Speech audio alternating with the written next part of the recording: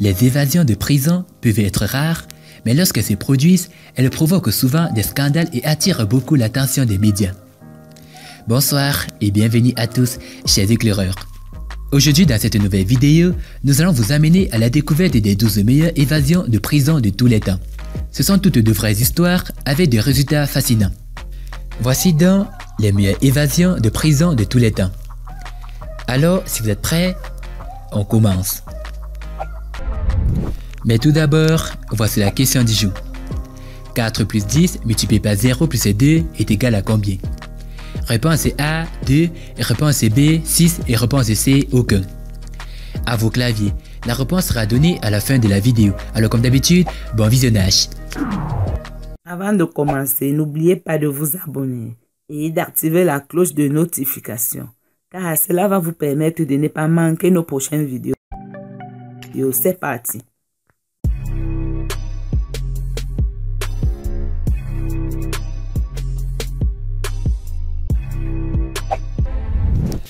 Ennemi public numéro 1. 3 mars 1934. Nous devons commencer par l'homme qui a commis les crimes qui lui ont valu le triste célèbre titre « Ennemi public numéro 1 du FBI ». Le gangster John Dillinger, qui était à la fois voleur de banque et meurtrier, s'est échappé de la prison à 2 reprises. Son évasion initiale a eu lieu dans une prison de l'Ohio avec l'aide de 8 de ses amis. Au cours de sa deuxième capture, il a été amené à la prison du comté de Lake à Crown Point, où les responsables de la prison du comté de Lake ont décrit la prison comme une preuve d'évasion. Cependant, dans ce qui est maintenant un comté célèbre, Dillinger s'est échappé de la prison avec un faux pistolet. Il y a toujours un débat sur la provenance exacte de l'arme et sur la façon dont l'évasion s'est produite. Mais l'opinion populaire est qu'il a utilisé une arme à feu en bois empeinte en noir avec du cirage à chaussures. Les gardes ont été dupés par l'arme et ont permis à Dillinger de quitter la prison. Alors qu'il était en fuite, il a profité de son temps et a obtenu quelques autres vols à son actif avant d'être tué lors d'une fusillade avec le FBI, quelques mois plus tard en juillet. L'évasion d'Alcatraz, 11 juin 1962.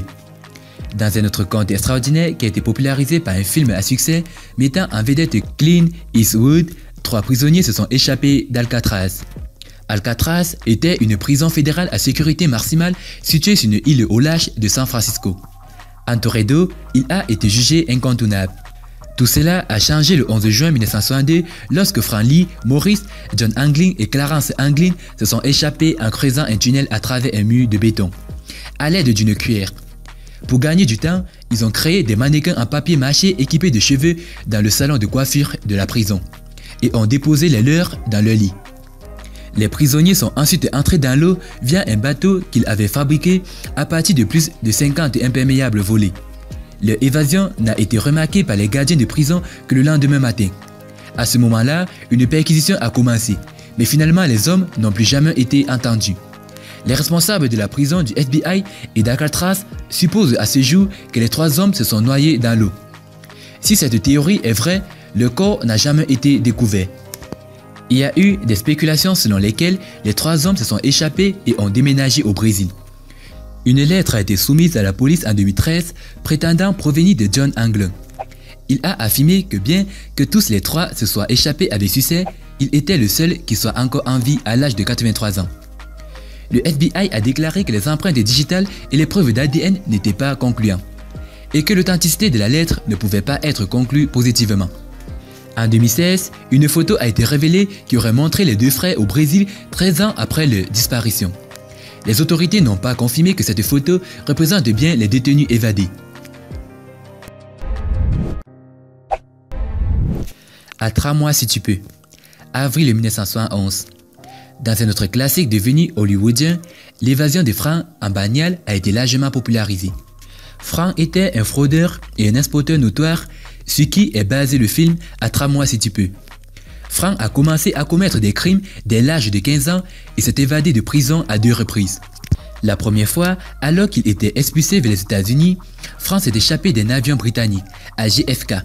Il a finalement été repris en avril 1971, date à laquelle il a fait sa fuite plus grandiose. En 1971, Frank a utilisé son intelligence pour inciter les gardes à l'aider à s'échapper. Lors de son entrée dans la prison, le maréchal américain a oublié les documents d'engagement de détention de Frank. Aux États-Unis, à cette époque, de nombreuses prisons étaient inspectées par des travailleurs fédéraux pour des questions de droit civil. Frank a profité de l'occasion pour manipuler les gardiens de prison en leur faisant croire qu'il était un inspecteur infiltré, se faisant passer pour un prisonnier pour l'examen. Il a passé des semaines à construire l'histoire. Il a utilisé un complice à l'extérieur pour convaincre davantage les gardes en contrefaisant une fausse carte de visite du FBI, qu'il identifiait comme officier. Les gardiens lui ont accordé un traitement spécial en pensant qu'il aidait la prison à passer l'inspection avec brio. Finalement, il est sorti de la prison et les gardiens l'ont autorisé pensant qu'il avait trompé Frank. Il était en fuite pendant encore 2 mois avant d'être arrêté de nouveau. Cependant, les dégâts PR ont été causés et l'histoire est sortie, faisant de Frank une sensation instantanée pour son ingénieuse évasion.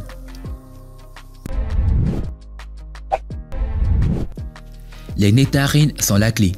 Mai 1986.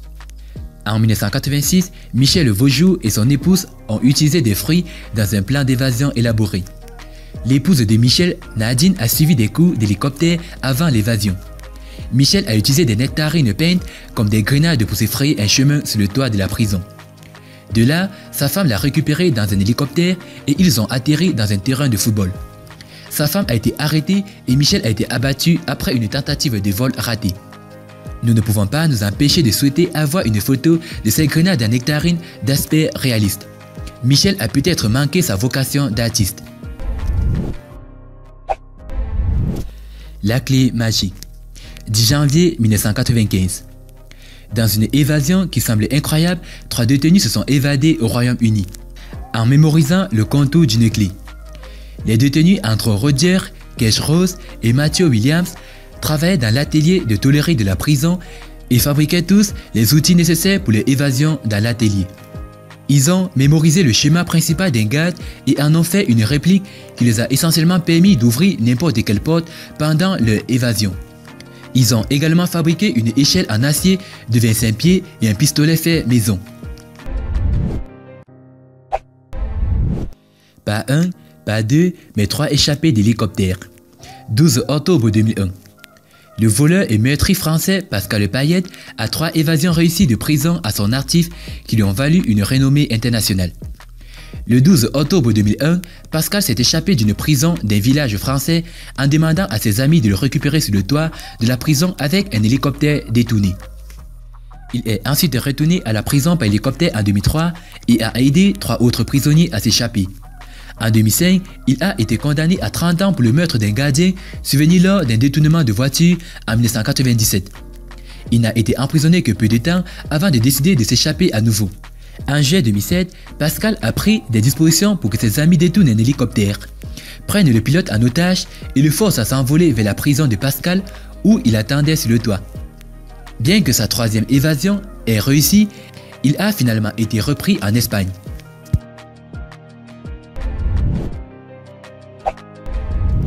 Les seigneurs de la drogue mexicaine ne construisent pas leurs propres tunnels. Janvier 2001. Joaquim Guzman Loera, également connu sous le nom de El Capo, est un seigneur de la drogue mexicaine et ancien chef du cartel de Sinaloa. Il a réussi à s'échapper de la prison à 2 reprises. Sa première évasion a eu lieu en janvier 2001. Après avoir été arrêté pour trafic de drogue par la police mexicaine, El Capo a soudoyé des gardes de la prison pour l'aider à s'échapper. Il s'est échappé de la prison en grimpant dans un chariot à linge et a pu éviter d'être capturé pendant les 13 prochaines années. En 2014, il a été de nouveau arrêté 17 mois plus tard. El Capo s'est de nouveau échappé. Cette fois, attirant beaucoup l'attention des médias, El Capo s'est échappé par un tunnel d'1 kilomètre de long construit sous les douches de la prison à sécurité maximale. Ce n'était pas votre tunnel ordinaire, il y avait de l'éclairage, de la ventilation et une moto modifiée sur des rails qui était probablement utilisée pour aider à la construction du tunnel. Il a été de nouveau capturé en janvier 2016 et est actuellement en prison. C'est un peu exagéré. Septembre 2012. Le Sud-Coréen Choi Ga-bok a été arrêté le 12 septembre 2012 pour vol qualifié.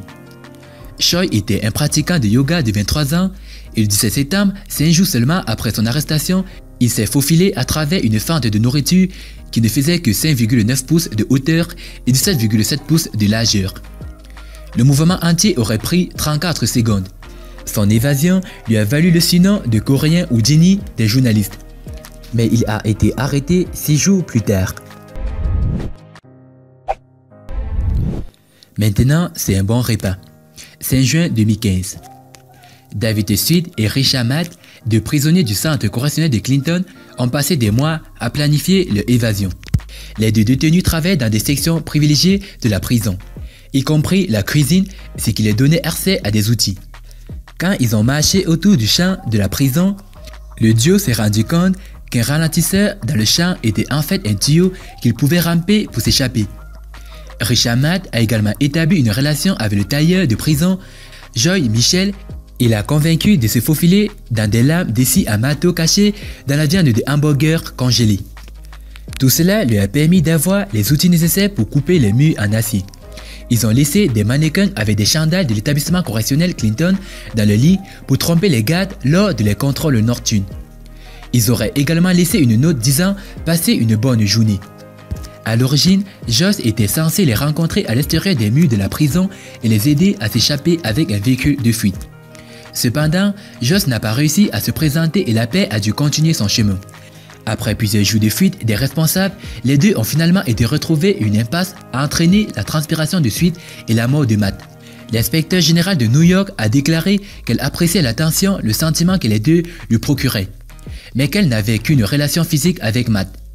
Joyce Mitchell a plaidé coupable à son implication dans l'évasion et a été condamnée à un maximum de 7 ans de prison. Elle purge sa peine à l'établissement correctionnel pour femmes de Bedford Hills. Il s'est vu refuser la libération conditionnelle jusqu'à présent.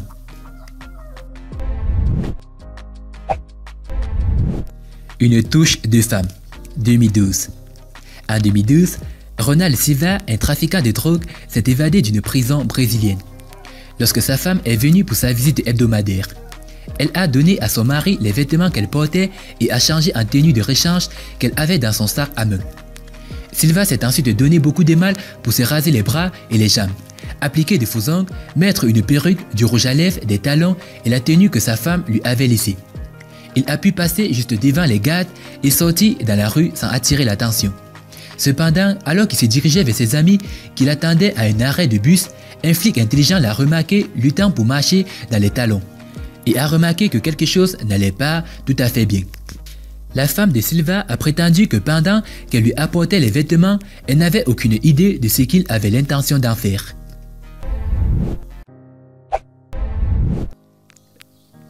Vos beurres, croyez ceci ou pas? Juillet 2017. En juillet 2017, 12 détenus se sont échappés d'une prison en Alabama, de la prison du comté de Walker. Les prisonniers ont étalé du beurre d'arachide sur la signalisation d'une porte. La signalisation indiquait que la porte donnait sur l'extérieur. Ainsi, lorsque les prisonniers ont demandé au gardien de leur ouvrir la porte, il a pensé qu'il ouvrait une porte de la cellule et non une porte de sortie. Les évadés ont ensuite escaladé la clôture à l'aide de couvertures de prison. 11 des prisonniers ont été capturés en 12 heures, le dernier, Brady Andrew Kilpatrick, capturé quelques jours plus tard en Floride.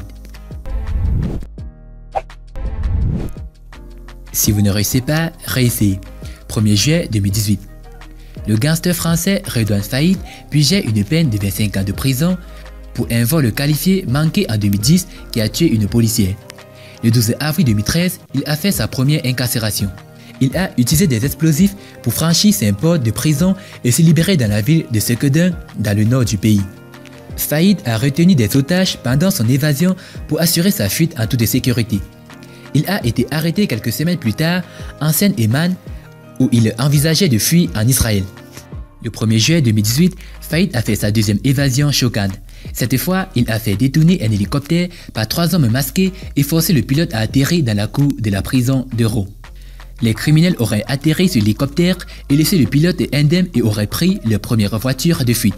Après un court trajet, ils ont garé la voiture dans un centre commercial et y ont mis le feu. Et auraient continué leur fuite dans une camionnette blanche. Faïd a été arrêté 3 mois plus tard en France avec 3 autres personnes. Et concernant la question, la réponse est 6. Félicitations à tous ceux qui ont trouvé la bonne réponse. Parmi toutes ces évasions, laquelle vous a le plus surpris? Dites-le nous dans vos commentaires. A plus une prochaine vidéo. Bye bye.